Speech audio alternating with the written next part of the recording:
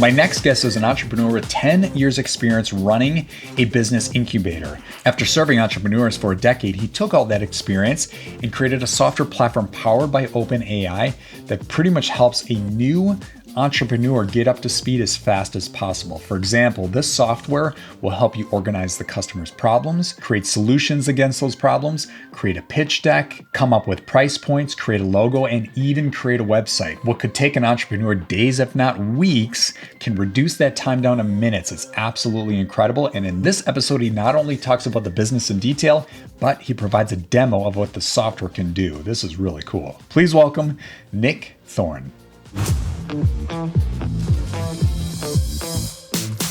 Nick, welcome to the show. Thanks for having me. Good to have you here. So before we kick things off, can you tell us something about yourself that most people don't know? It's funny, when you were talking in the pre-recording, that my answer to that question typically is that both of my front two teeth are fake. And that's the byproduct of having an older brother and I think being rambunctious. But then you said, say something that then people can relate to and like a hobby. And that obviously maybe speaks to what my hobbies were as a kid, playing hockey, skateboarding, in the in the driveway, but doesn't really speak to what I enjoy doing today. I think probably the thing that most people don't, I love cooking. And so I spend just a ton of time and really enjoy, if any excuse that I can get to be the one who makes dinner for my family or whatever, is something I really take a lot of joy and pleasure in. I think it's because it feels like some very simple version of the kind of creative act that probably at a business level we're all engaged in every day, but without the stakes. And so I'm definitely the guy that was watching like the Food Network as a kid randomly. Interesting. Also something oddly enough that I did with my brother. So maybe that's the opposite side of punching each other's teeth in. We were busy figuring out how to reverse sear steaks or something. But anyway, that's maybe something more people might relate to than the teeth. I can respect that. My wife loves cooking. I'm fortunate. I have a husband who has a wife who loves to cook, and she says it's very a big stress reliever, allows her to focus on something else. So you're probably very similar in that regard. Yeah, it's like exercise without the hard work at some level. And you have to pay enough attention that you can't be staring at your phone or whatever, but you also are not worried about your work in that moment in time. Right. Love it. All right. Well, let's dive into your background before we dive into your business. Tell us a little bit about your career background. Yeah, for sure. I'm based here in New York, and I grew up here actually. So I'm kind of one of the rare people that was born and raised and then came back, I feel like. And I worked on Wall Street out of college and would always just basically tell people I needed an idea, and then I was going to get out of the kind of fairly standard track that I was on. And I guess relative to, the folks I was hanging out with, that sounded like a little bit risque, or at least I thought it did. And then I met the guy that's been my business partner and friend and mentor for, the better part of 15 years since. And he's a gentleman named Henrik Werdelin, and he's about 10 years older than I am. And I fed him the same line, and he just called bull on it and said, if all you're waiting for is an idea, I got good news for you. I got lots of ideas. And so that was like the beginning of a fun, partnership that I'm very grateful that he did call my bluff. And so he and I went and started a company that can best be described as a company that was selling NFTs pre-blockchains, and I fully understand how laughably ridiculous a set of words that is. Thankfully, in parallel to our working on that and turning that into a business that, albeit not like everything we hoped it would become, certainly something from which I learned a ton of lessons, and I'm grateful that we can continue to serve some great customers through the platform we created there. Henrik was simultaneously working to build this firm Prehype, and that's really Prehype is where I've spent the bulk of my career since, in a function where he and I, and with other partners over time, have been in the business of trying to kind of co-found and help entrepreneurs start their next company. And it's through that exercise that we've had the good fortune of helping the founders of Bark and BarkBox, their kind of primary product, and Roman and Row, the broader health platform, and any number of other businesses, get started, and have just, probably are best described as students of those businesses and of a methodology of company starting, I guess you'd call it, where that really centers around this concept of founder customer fit. And so, places where a founder is solving their own problem typically, or that of someone they're so intimately related to, so as to kind of obviate the difference. And what we've been able to witness and experience is that when a founder can serve a customer that they really understand, that all sorts of amazing things happen as a result of that. They tend to be pretty good kind of spokespeople for that business, because they are the customer. They at least they get the customer in a really interesting way. They speak the language of the customer, so they're a little bit better at anticipating their needs, and all of which leads to the development of what we call relationship capital, and this kind of concept that you have an advantage born in your customer relationships if you can really put a specific group of customers at the center of what you're doing. And anyway, so we were in the business of doing that and have continued to be in the business of doing that. But about 2 or 3 years ago, we got very into AI and generative AI, and specifically got early access to GPT-3, which was the predecessor model to GPT-4 that we're all have become very familiar with through ChatGPT. And we started the process of trying to figure out, just for our own company starting exercises, what could we do to turn over more of the work, if you will, to an AI. And so that, where a lot of what we saw with the founders that we were spending time with, and the typical conversation that we might have found ourselves in, was someone said, I'd like to start another company, or a company. And then you'd say to them, well, like, what company? And they say, well, like, I have an idea, but I'm not totally positive. And I kind of want to buy time and make sure I take this decision, really carefully, because I know that these things can kind of get going. And then you wake up in 2 or 3 or 4 or 5 years, and, you want to make sure that you kind of pick the best path possible. And, but in those early days, the way that confidence and kind of conviction is built, and the way that firsthand kind of information is gathered about, like, whether there's a real opportunity to be had somewhere, is, there's a lot of just like work that needs to get done. What do you know? You tend to want to, like, for example, get your idea down on paper and play it back to yourself in something resembling a pitch or a plan. You tend to want to, have a landing page created that you can show to some people to just kind of like explain this idea to them in something other than you and me talking, right?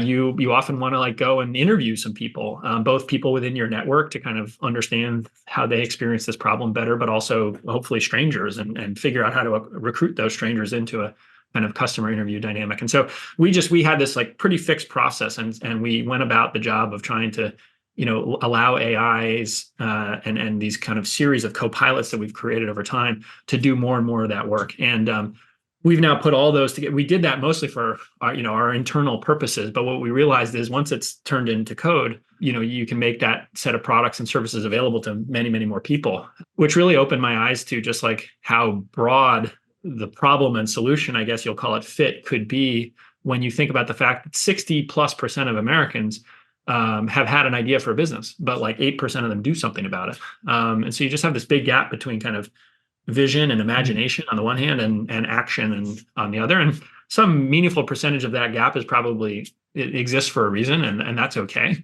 Sure. But we're just very interested in what would happen if you could just help people build some early momentum and allow them to kind of express themselves entrepreneurially a little bit more easily. Like, would that be a good thing? Like, our inclination is that the answer is yes. And so we have, through a company that we started called Autos, we have started to roll out this technology to more and more and more people. And so that's where we spend now, all our time really is trying to help entrepreneurs, get going on their next concept, to kind of go from zero to in business, if you will, as quickly as humanly possible with the use of AI.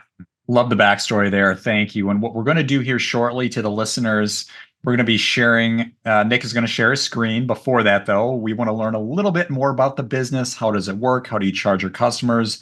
Then we'll get into the screen share. Of course, those of you who are driving your car right now and you're listening to the podcast, we will speak to what we're showing. But anyway, before you show your screen, tell us, high level, is this a SaaS business? How does it work? How do you charge your customers? Give us the details here. Yeah, totally. The business is, you can think of it as a software product. I think the primary way that we charge is threefold. One is, there are some deliverables that our AI generates for our customers that you might expect otherwise to pay a person to do, right? Like if you had a presentation created for you, a business plan created for you, you might expect to pay some money for it. And so that we happen to generate, our AI generates slide decks for our customers. We happen not to charge for that, but there are things like that. So there are these deliverables, and we have charged for that. Mostly though, and we'll get into this, one of the things that our AI creates, not to be too meta, is an AI that our customer, the entrepreneur, can use to engage, talk to, and start to convert their customers. And so we've basically taken these tools that we've created, especially from like an onboarding perspective, and we make it very easy for our customers, the entrepreneurs, to configure their own AI copilot to go find and talk to their customers. That looks then like a very like traditional hosting arrangement, because we are hosting this AI service for them. And so you can imagine it, yes, very much like almost like what if you were paying Squarespace to host your site 10 years ago or 15 years ago or 2 years ago, you would still probably do some version of that. But like we think of a chat-based experience, an intelligent experience, as being a big step forward in terms of like kind of like what entrepreneurs can work with early on in terms of trying to communicate their idea on the one hand to prospective customers, and then receive feedback from those folks on the other, and make that a pretty iterative process. And that's kind of what a landing page used to do. But it's fairly static. It takes a little time to update. And so if you can imagine something that does that much quicker, it starts to look a lot like a chat-based interface. And so we've made it possible for entrepreneurs to launch those, get those into market, start engaging with strangers very, very, very quickly. And then we host that for them, and it looks like a SaaS style model there. Not to complicate things, but to complicate things, we then, downstream of that, of course, we've long been in the business of trying to support entrepreneurs as they grow their companies. And so there are a variety of ways in which we have started to engage with people down the road. We lend them money. We have been, helping connect them to various sources of capital so they can grow their companies. And so there is more to it than that base SaaS model. But I think for sake of clarity and within the first few days and weeks and months, for sure, it looks a lot like a software service. Got it. And just to back up a second, when was this company founded? Yeah, we just launched this business this year. So the beginning part of this year. Okay. So obviously it's an extension of what we've been doing at Prehype for for a decade plus in many respects. And so it's kind of hard to but in this construct, this is really in fact, as of last week, we really even relaunched a number of parts of our features, because we launched 2 or 3 new parts of the product suite. So it's all moving very, very quickly, but it's a very new thing from that perspective. And then before you share your screen here, who's your ideal customer? Do you serve more like new businesses that are just getting founded, or maybe some smaller businesses that are trying to gain some momentum? They're at an inflection point.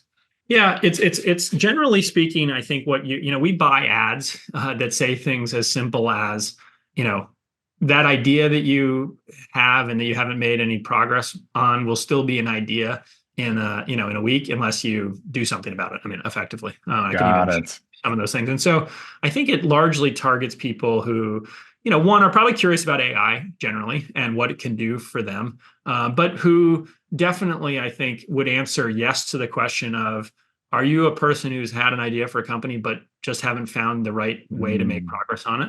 I think for people who are making some form of progress on something already, I think our tools can be very valuable. And we have experience with people who are working on something and they kind of like the ability to reset. But I think the core crew is either someone who is like has an idea but has not made any progress on it, or someone who is like running a business or even starting something, but they have these like other ideas and they're kind of like, well, how do I make like a lot of entrepreneurial people, I find, and we find, are folks who, they have more than the one idea that they're working on, whether they're, running a successful business or just getting started on one thing. They don't mind this feeling that they can kind of open up optionality for themselves by trying some other things at the same time. And so we have probably a combination of those types of people, but it is very much targeted towards, it assumes that you've not made almost any progress on this. So, in as much as we will help you kind of frame up your idea, and like it assumes you don't own a domain, for example, probably because it'll go buy you a domain if you need one, type of thing. So for the domain hoarders out there, yes, we can help you, turn that domain you purchased into something more, but like it kind of assumes you're at that, very much the starting points of a thought process. Sure.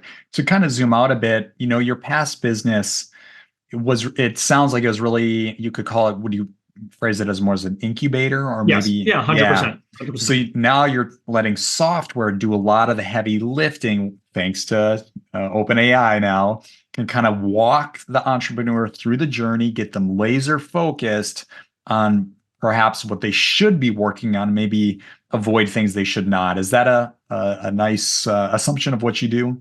I think that's a very fair way to do it. I think we view it as, like, not to be too kitsch, but like, if it's generative AI, what is it generating? We're probably trying to generate momentum. Obviously we generate a variety of assets, but like, I think what we're trying to do is, fabricate forward progress to put people into edit mode, if you will, in these early days, to maybe think a little less about like, is this a good idea? Or, how should I do this? Not pretending it is the only way to do something at all, but it is what we offer is a way to make progress, and as much as possible to put making progress onto kind of autopilot, so that in those early days I think people tend to it's overwhelming to like try to make a little bit of progress on something like this, right? You have an idea, you probably have a job, the time you can dedicate to it is the nights and weekends. I mean, our usage chart, if you were to look at it, it's actually an interesting challenge to us from a customer service perspective. Like our customer service basically needs to be on at night and on the weekends. What do you know? Because that's when people are like bootstrapping, engaging with the service, right? So, but that's an overwhelming kind of exhausting time. There's so many things you could do. It's a little bit of like a paradoxical situation. Like you ask anyone at that moment, like, well, like what, name me a few things that you could do to make progress. They've got a laundry list and they're not wrong. Like they're all probably right. It's just a matter of picking what the thing is that you make a little bit of progress on. And so I think it's, it's, I guess I would say it's all of those things. And we've just had to kind of learn how to, create a path that people can follow and that the AI can help people follow as much as humanly possible. Using the experiences that we've had over time to inform it and to make it useful. Yeah. We've got a lot of entrepreneurs and aspiring entrepreneurs in our audience, so they are chomping at the bit to see what this thing looks like. Yeah. Let me give you a little rundown here. So this is an Instagram actually where we first interface with most people that we're working with, and so you can imagine on autos.com, we actually, for the moment, and we can get super wonky about this, but for people who talk to people a lot about like, oh, talk to your customers. It turned out that, while we can host our AI on a website, and we do, one of the best things that we found early on that we could do is put it into context with people. And so the place where, for the moment, you primarily interface with the kind of onboarding, at least part of our Copilot and our AI, is in an Instagram chat.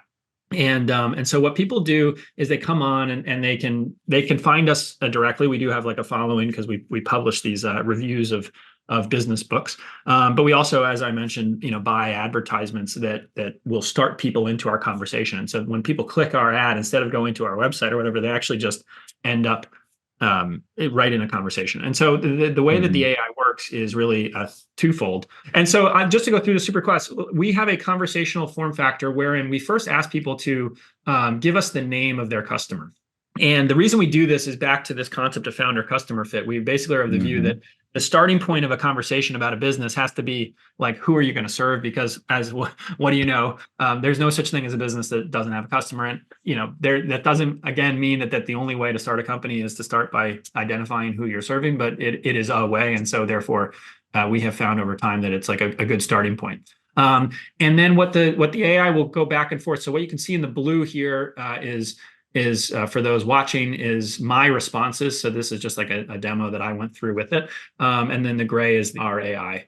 And so you'll see that I gave the name of my customer as being a guy named Jake. And then the AI will ask me, now, can you tell me what Jake wants or needs but can't get? And what is stopping Jake from getting what he wants? And this is a question that we've basically asked like, hundreds of people over the year. And it allows someone to kind of without getting too academic to try to like give a quick reaction. And so here you'll see that I wrote that he wants to buy a home but doesn't have enough saved up yet. Our AI will then try to reframe this problem. And so what we've learned over the years is that if you can spend just a little more time in the kind of problem mode before you jump into identifying solutions, sometimes what happens is that you identify a slightly different version of the problem, and that makes it easier for you to come up with a clever solution. And in the case of doing this with AI, this is really important because it's actually part of getting the AI to kind of understand what version of this thing is you're talking about. And so this kind of playback form factor you'll see a couple times here is turns out to be a pretty good way to use it. And so in this case, I just give it some feedback that of the 3 problem reframings that are offered, I just give it one of them. And so in this case, it's that the problem for Jake is he doesn't have a clear plan or strategy to save up for a home. And then our AI will go and try to kind of pitch you some solutions. And what we're really doing here is just casting a kind of variety of solutions and business models at you to see which one you kind of react to. Because if you're a person who, I don't know, is really into you're a good writer and you want to build a content business, well, then maybe your natural reaction is to solve a problem through content versus, software or whatever. And so in this case, you'll see that I've given it, and often actually the answer is at the intersection. So here I've said, oh, well, it's kind of a little bit of this and a little bit of that. And so that's, worked nicely. And so within those 3 questions, the AI has enough feedback that it'll say, okay, great, give me a minute. And I'm going to go off and make a set of slides. And so, you're 2 or 3 minutes into a conversation, and then in about 5 minutes later, you'll get this note that says, okay, check out this draft plan based on our conversation so far. And if I'm capturing this correctly, I can keep going. Well, you're working on the tech there. I'm going to kind of summarize here what I just saw, which was really slick, just to zoom out, and I'll kind of simplify this for the listeners, especially if you're listening here and not watching, which is, you come into the platform, it immediately asks for a name of your customer, which I think is fun. In this case, you use Jake. And then what is Jake's challenge? You said, hey, he wants to buy a home, doesn't have enough capital, and then immediately gives 3 options on which problem of the 3 applies most to Jake. And then you're responding with not long answers, but with short answers. And I think you mentioned it was option 1 was where Jake is having a problem. And then it fed out a list of like 7 or 8 different solutions to Jake's problem. And I think your response to that was options 4 plus 1, I think is what it wrote. Yes. We're the best of the best for Jake. And then it creates this slide deck we're here. So you remove so much decision fatigue from the customer's shoulders and let the AI kind of just take a few data points from you and kind of create this slide deck. I think that's super slick. I've never seen anything like this before. Yeah, I think your decision fatigue point is exactly, I've actually never used that word in this construct, but I think it's spot on because it's exactly what we find early entrepreneurship to be riddled with decision fatigue. Like it's just exhausting how many decisions you got to make, and you don't know which one's the right one. And the answer is, typically there's not a right one. It's just you got to make a decision, right? And so so then what the customer gets back very quickly here is a set of slides, and I won't do a dramatic reading of them because we'll just get back into the flow. But what this goes through is a format that we've used over the years, where it first tries to kind of lay out the context, and so it tries to tell a little bit of a story of like what's the big picture here in which this kind of problem exists. And so, for example, it'll make these statements like, historically, financial planning has been a complex process, often requiring professional assistance, but the advent of technology has democratized access. And, it's just trying to kind of set the stage. And then we will go into a little more depth about what the problem is. And so here it'll restate that problem. It'll say the primary problem is that prospective first-time homeowners lack a clear strategy and the necessary financial planning tools to save for a home. What we've actually been doing all along is that we've sent off a bunch of kind of sub AI agents to do different jobs. And so what people watching will see is that it's had to design a logo, and we'll come back because I think I told it I didn't really like this one. And it's come up with a name, and I didn't really love that. And it's come up with a color palette, and it's come up with some typography and some fonts that it used. All the, what we're trying to do is just make things a little bit more real, a little bit more quickly. And so then, we just continue through to talk about what this solution is and how it might be experienced, and all the way through to what are the kind of the benefits of this as far as we can tell for the customer, and what therefore might they pay for it. how many people are out there that might fit the profile of this customer, and therefore, if you kind of multiply the price by that number of people, at least like how do we think about the size of this opportunity, all the way down to kind of like what's a to-do list of things that both we as a set of tooling and the entrepreneur could make progress on.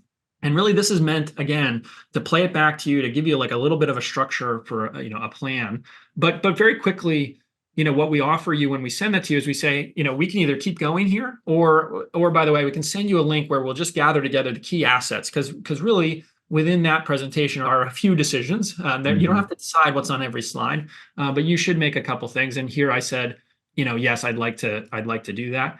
And so then let me just. Really slick what you're doing there, because I have run into a lot of entrepreneurs. They have multiple ideas. They want to figure out the best idea, and then they are literally stuck. Okay, what's my next step? And this is so cool. This tech is really guiding them on this streamlined swim lane, if you will, of they're going to hit these guardrails or swim lanes on the side. Like, here's where you're keeping you focused on this lane, doing this, then this, then this, really guiding them. And what could take them, what I'm really looking at is what could take them weeks, probably not days, probably weeks to do manually. This software is with them doing in minutes. Yeah. In minutes. Yes.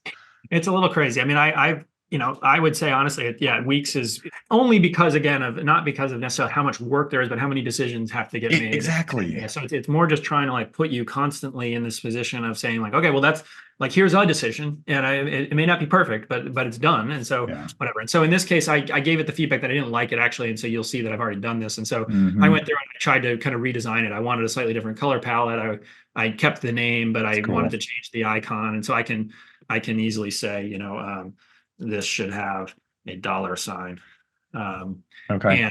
And so, it'll regenerate this based on, some image models. And what we've learned here, I mean, for those who are a little bit wonky about these things, is, a conversational format is really great for certain things, but other things like, trying to kind of like configure an icon are not that great through conversation. And so we've had to, create interfaces that we can drop you into over time in order to help you achieve your goals. And, in this case, it did kind of like a half-assed job of taking my feedback, but I could do that. And we get the idea. To back up a second, the name that was generated, did that say Hobbiton? I think it says Hobbiton. I'm not sure. Got it. I'm not sure how to pronounce it. We should add in a feature that says like, how do I pronounce this name? But that was a name. This is generated by the machine. Yeah. And basically we tried to bubble it down to, kind of what is the visual representation of this, and then what's the kind of elevator pitch. And so all those slides are actually the result of taking this 11 sentence pitch that you're seeing here, and then like spreading them out across slides. And so we can go back in and say, I'd like this to focus a little bit more on crypto. I don't know. Sure. And it'll kind of go through and try to rewrite the you'll see here to have a focus on cryptocurrency, for example, but I won't save that. Sure. And so then after that, what happens, and then we can move on as quickly or not. Two or three more things happen that are probably pretty relevant. One is I say, okay, let's keep going. And here's where we take a step back. Actually, we hand you a link to a customer interview, and we say, we don't know a lot about this idea. So like, obviously we had to like rush forward to make all those decisions. Why don't you try to tell us a little bit more about what you're thinking about here? And this is really twofold. One is for the entrepreneur themselves to have a little bit more time to discuss the needs and wants of this kind of customer profile. Again, either because they themselves fit the profile or because they know it and understand it well. And it works both by typing and by voice. And so what we've learned over time there is that, if you allow someone to talk rather than type, often they'll talk a little bit more. They might riff a little bit more. And that's very helpful to getting the machinery, insights and information that they can use. And so, in this case, it starts by asking, like, do I fit this profile? Yes, I do fit the profile of a prospective homeowner. And so I can talk into it, and then it'll have a conversation back with me. But again, this is really just to try to, as best as possible, like go another layer deeper. And this is all informed by, what it follows right now is the kind of need finding script that you might learn if you went to, the design school at Stanford. It's kind of follows an academic process to get into it a little bit more, but you can also share this link with people in your network. And then it'll do two or three things. One is we do ask for a small payment here just to kind of continue the process on. And so that's probably the end of the free part of the experience. Okay. But one of the things that we'll do two things upon someone signing up from there. One is we'll take the interviews and we'll turn them into we'll transcribe them on the one hand, but on the other hand we will use them to extract some insights and recommend some features. And so what you start to have is what we call an auto roadmap, is your product roadmap that you can at least have kind of, if you were to run that interview with 3 or 4 or 5 friends, extract the kind of some of the commonalities, like go find the things that people seem most interested in. And this is just to kind of set yourself up to go execute this project over time. The other thing that we do is we provide you a set of assets to really start to go kind of try to find and engage strangers. And so one of those is that we'll make you a website. And in this case, you can see actually that it'll even go and find you a domain for this website. But as I referenced in the early going, probably the more fun and more exciting thing is that we will build you a. Pause there for a second. It will build a website for you and set up the domain. Yeah, so it made and set up this domain. But then the really cool part is it also made this and what this is a place where just go here. So this is your own AI, and so what out of the box it created is a conversational model that now understands my idea, and that I could buy an ad, for example, and the thing will go on to do this, to buy an ad and put people into this experience. And so I can start having the equivalent conversation that our AI was having with the entrepreneur as customer. The entrepreneur can now have with Jake as in this case we called our customer, right? And so it can say Jake, and it'll maybe needs to know that I work at whatever company. And it will start to ask me kind of questions that you might expect of going through a lead generation and qualification experience, but all the way through to, we have these tools that we can allow people to configure to allow their AIs to deliver immediate value to the customer. And so just as we delivered slides, for example, as a free benefit of having a conversation with our customer, our customer can train their AI to deliver some benefit to them. And so I know that starts to get a little wonky and is probably better for playing with it than not. But the goal is really to give you the assets with which you can talk to your customers, both people and then strangers as quickly as humanly possible, so that what you're getting is firsthand, insight and information. You love it. Yeah, great demo there. Really appreciate that. Now, quick technical question. It's building a website. Is it using some kind of CMS or like in actually, you get access to a I call it a Squarespace style experience for the kind of website that we created. And then yes, for what we call the automate, which is your AI that you use to befriend your customers through conversation.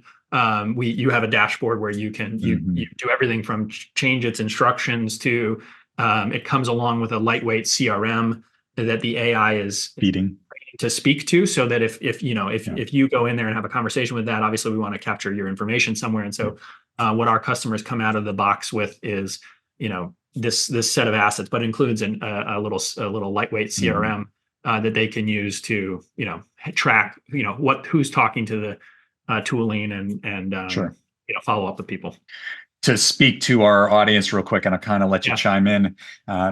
There are a lot of entrepreneurs out there that spend way too much time trying to find an idea, come up with a problem statement, what problem they're solving, and then they spend forever on building a website and spend too much money on a website. I always tell people, nobody really cares about your website. Like, they care about the app they're using that solves their problem. So you want to go from A to Z as fast as possible with what problems are you solving. Get a website up. Doesn't have to be pretty. The content should be on point, simple, clean. What pain are you removing in my life if I'm the customer? And that's it. If you can get from A to Z as fast as possible, then get feedback, then you can start working on the thing that matters most, which is that is the tech stack, the real tech. So you're helping that whole beginning phase is my gosh, you streamline so much. It's so cool. Yeah, just trying to kind of compress as much of that Yeah. exactly what you described as much as possible, just so that, I mean, just too many times have spoken to people who, Yeah. are hiring a developer or an agency to go, make them a product, and you're kind of like, oh, well, based on what? Oh, well, Thank like you. this is what we laid out, and you're like, well, okay, but do you know how to find that customer? Do you know how to acquire them? Do you know Hmm. how to talk to them? Do you know that, have you confirmed that they want all of that? Like, could you start with just a portion of it? Could you start with a portion of it that you don't even build like an app for, that you just start delivering in the background because you have this Yeah. conversation going with them, and you serve the first 10 of them kind of asynchronously, and figure it out. Sure. And then once you've done that, you like know that they like what you make. You've gotten some, good NPS scores, if you will. You've Hmm. actually been exercising the muscle of finding these people to begin with. So maybe you don't even have to replace the acquisition channel that you've been Yep. using to find them. Maybe you can actually just start like, filling. I mean, I think a lot of business building, traditionally has been done where you kind of like, and again, this does not apply to 100% of all business concepts, but, Correct. but Right. for a big portion of them, it's a lot of business building that is like, let's go make the thing, and then let's go figure out how to get it to people, as opposed to let's talk to Yes. people, and then let's figure out how much we can like, backfill Correct. product itself. And obviously there's a job of like closing the gap between the conversation you're having with your customer on the one hand, and the capability set that you're developing on the Hmm. other, and getting that as close as possible. But many people move capability forward, and we just try to put ourselves and our customers Hmm. and the people we're working with in the position of moving customer backward. Sure. Um, and I think, by the way, it's a last comment there is, I think it's one of the things that AI is incredible. I mean, we're going to release a book in the next month or so called Me, My Customer, and AI. And so we're very long Mm. this, perspective. But like, I do think that there's like a golden age of kind of entrepreneur customer relationships to be created here, because AI can help you just stay really close to your customer. And in fact, I think it'll make it even more important that you're close to your customer, because I think people will want to be buying from a human being that they can kind of like, see and talk to. And they don't really care if you're using lots of tools to deliver them value. In fact, they want you to, because you can probably pass Mm. that value on to them. But Sure. um, I think this dynamic is really where we're headed. And so, but obviously we're along that point of view. Is your growth strategy, I'm just going to kind of shoot in the dark here, is it to kind of Yeah. connect with other incubators, introduce this product to them, to do like a distribution play where they could introduce it to their customers that are approaching them? Yeah, we've been kind of messing with. I mean, for the moment, what's worked pretty well is that like again, like people respond pretty well to the direct stimulus, and I think there's something to Mm. be said for that. Like we are able to find people, like as far as I know, people are like riding the subway to work, or on Mm. their lunch break, or sitting watching TV at night when they come across our ad. And because how much we've been able to compress the time frame, I think like that, it's kind of fun. It's a little almost game like, to get Mhm. going. And so that's been great for us, because what you're getting are not necessarily people who have self-selected into an incubation style setting. Not that there's anything wrong with that. Obviously, we like that too, and we understand it well.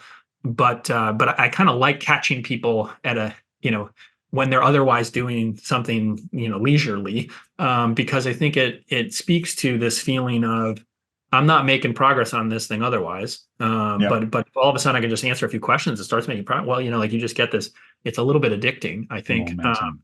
And so we've had good success for the moment. We have very good payback periods and very good marketing efficiency around just doing kind of performance and direct response style advertising to kind of recruit people out of the woodwork. And so we'll keep doing that till it breaks. Yeah, offline, you mentioned you got is it a 24 to 36 hour payback time? Yeah, it's pretty fast. I mean, like maybe another way of saying that is it's definitely under 30 days, which is your credit card billing cycle. So therefore, Yes. it's potato, and means that, for the moment, we're not underwriting, big long payback periods on our marketing dollar, Yep. which just helps us be a little bit more efficient, and hopefully just take that value and pass it back to the customer. We're consistently I mean, we've already taken things that we were charging for a month ago and started giving them, for free as part of Yeah. the initial experience, because we're just trying to stuff the offer, if you will, with as much value as possible. Because what we are very much of the view that there are, is a whole new category of company emerging, that we call a donkey corn. It's like they use the unicorn verbiage. Like it parties like a unicorn, but it works hard for you like a mule. But like it's a couple people business that does a couple $1 million a year. It's just a new and it's not possible without AI. It's kind of AI native, customer first, small team, hyper efficient, and operating probably in some kind of internet niche, which is a little bit of a conundrum because of the dynamics of that. But and anyway, we just view that like if we're serving people long term, they're building businesses, they're generating good outcomes for themselves, then we'll be well taken care of, and we're just trying to get as much of that activity going as we can. We could probably talk about ad spend all day, but we'll keep it high level and people can connect with you offline. Are you doing Facebook ads or Google ads? Yeah, more Facebook, Instagram. Obviously, with Instagram, the way that we are set up, it's a very like kind of native experience. Things that are very much trying to kind of like again take you from you're just going about your day and it's not that you're out looking for it necessarily. I mean, we will get into that too, I'm sure. But for the moment, we've had pretty good outcomes with just being able to kind of like slot ourselves into your day-to-day routine, because I think it almost like in a show not tell way speaks to the value proposition of helping you kind of like make some progress when you might not have ever even expected to. Sure. Let's take a quick commercial break. Have you ever lost money in the stock markets? Maybe you saw something on YouTube, read something on Reddit, or maybe you heard something from a friend. Yeah, I think we've all been there. Most people lose money in the stock market because of emotions. What if you could remove emotions from investing? And what if there was an easy button for investing? Introducing Ticker, a platform that helps investors manage their own investments confidently. It's perfect for beginners and it will save advanced investors a lot of time. Check this out. Here's some of the key features. All right, we have stocks, ETFs, and crypto. We also have a watch list feature, which is my favorite feature. It's the set it and forget it feature. If something changes on your watch list, you get notified. That way you can sell a stock before you lose a lot of money. We also have a portfolio tracker and custom alerts on stocks, ETFs, and crypto. Now, I could talk about Ticker all day, but don't take my word for it. Go to Trustpilot and see what our customers have to say, or we have a 4.9 out of 5. And if you're interested, you can join Ticker for free. Awesome. Well, let's go ahead and transition to the rapid fire round. Before we do that, though, what is one key takeaway you can give our audience? I think the main thing that I have found, and this is more personally, I've prototyped a lot of that set of services myself, having never been a product, a software developer. And so I have written, I guess I've said, but it's really I've generated with ChatGPT or otherwise so many lines of code in the last year. And I guess it's just a way of saying that I think we're at just an amazing moment in your ability to express yourself creatively, entrepreneurially, et cetera. Hopefully we're adding to that, but it's much more generic, it's much broader than whatever we're doing is. I just think the moment is now to act and express yourself in these ways. And I've never seen, the internet is just so friendly to people who do stuff, especially if you do it in service of someone else. So I think we're just headed towards a golden age of people doing that kind of stuff. And I guess I say that having found myself being so much more productive in the last year, and maybe not even productive, but resourceful. Like there's just a feeling that everything is possible if you just are willing to put your head to it a little bit. And I think that's a great feeling. And so I hope people will try these things. Obviously, you're welcome to try our stuff, but even independent of that, try making stuff with these new tools. In a making is thinking, version of the world, I just think that it's so rewarding. Yeah.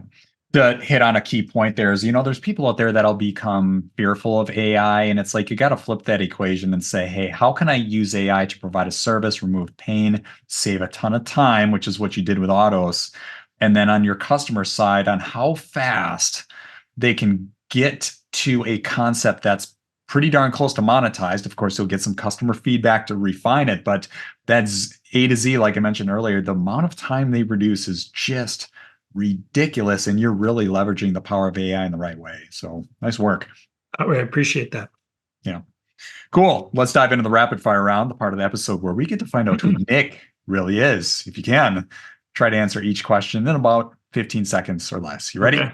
Yep, I'm ready. All right. What is your favorite podcast? Other than this one, no. I would say I most listen to Invest Like the Best.